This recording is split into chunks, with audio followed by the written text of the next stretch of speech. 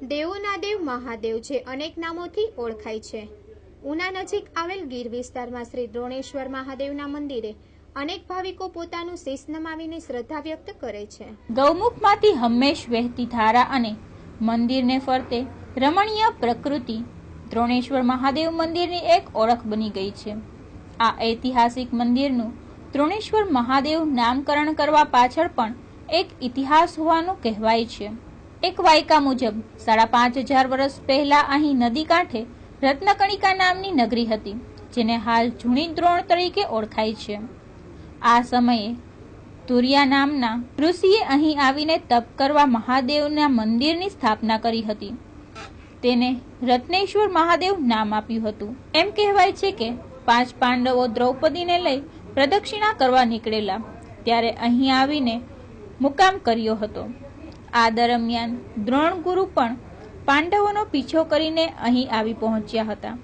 ત્યારે રત્નેશ્વર મહાદેવ મંદિરમાં પાંડવોને સત્યનો પરચો બતાવવા મંદિરમાં પથ્થરના બનેલા ગૌમુખમાંથી ગંગા પ્રગટ કરતા આજે પણ આ અવિરત વહેતી હોવાથી મંદિરને સૌ દ્રોણેશ્વર મહાદેવ તરીકે ઓળખવા લાગ્યા હોવાનું મંદિરના મહંતે જણાવ્યું છે. મંદિર વિશે કે જે કઈ આ મેન 5,500 વર્ષ પહેલા આ નદી છે એ ઋષિતુર્યા નદી, ઋષિ લોકો તપ કરતા એટલે ઋષિતુર્યા નદી. અને રત્નેશ્વર મહાદેવ રત્નકણિકા નગરી એ અત્યારે જૂની દ્રોણ કહેવામાં આવે છે. ત્યાં ધનાષ્ટ રાજાઓ 2 રાજાઓ રાજ કરે. ત્યાર પછી ચેત મચ્છંદર ગુરુ ગોરખ આવ્યા, એને આસન બિછાવ્યું એટલે મચ્છંદર નાથે આસન બિછાવ્યું એટલે મચ્છુંદરી નદી ત્યાર પછી કહેવાય. ઋષિતુર્યા નદી ભૂસાઈ ગઈ અને દ્રોણ ગુરુ પાંડવોની પાછળ અહીં આવેલા સંભાળ લેવા માટે. એટલે પાંડવો દ્રૌપદી જોઈ ગયા, સામે ચાલી નમસ્કાર કર્યા, પધારો ગુરુ મહારાજ, શું સેવા બજાવી, શું ધર્મ બજાવી. તો ગુરુ મહારાજ કે સત્ય સેવા બજાવો, સત્ય ધર્મ બજાવો.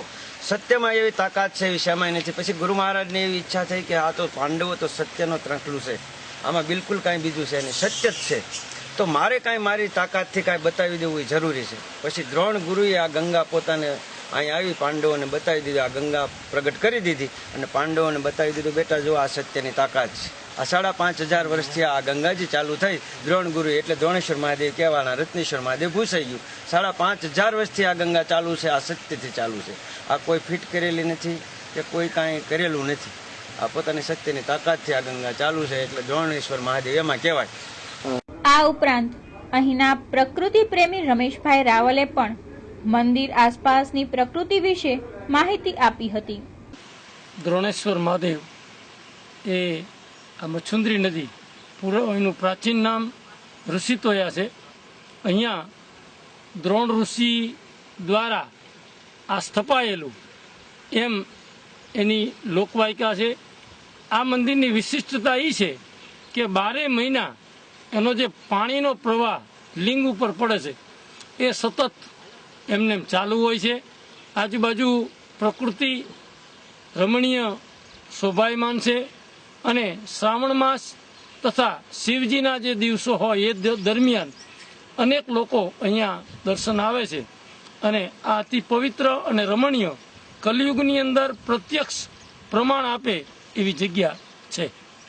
મહાદેવના દર્શનથી એક અલગ જ પ્રકારની અનુભૂતિ કરાવતા ઉના પાસેના આ ઐતિહાસિક દ્રોણેશ્વર મહાદેવ મંદિરમાં દરરોજ અનેક દર્શનાર્થીઓ આવી પોતે પાવન થયાનો અહેસાસ મેળવે છે.